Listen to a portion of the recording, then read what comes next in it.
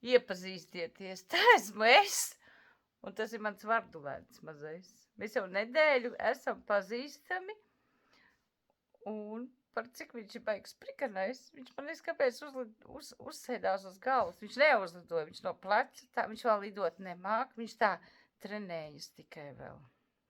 Pirms nedēļas viņš vispār pat nestaigāja kārtīgi. Tagad viņš pa visu māju skraida. Viņš pa trepēm augšā lēnām uztiek, un tagad viņš man sēž uz galvas. Vēl tikai vajadzētu te uzkakāt man uz galvas, tad jau būtu pavisam labi. Žipčik, ko tu tur stāsti? Pagriezies pret kameru, lai tevi redz, es jau neredzu. Man ir žagata, kas to būtu domājis? Izaugsim lieli un lidosim pie savējiem, labi? Pareizi knābi pret manu cepuri vajag noslaucīt. Viņš tik smieklīgs. Lidos mācamies.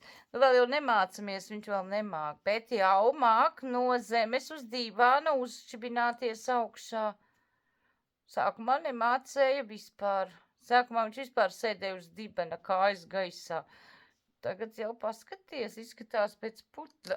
Man liekas, ka es izskatos pēc stulbenes, kurai ir šagata uz galvas.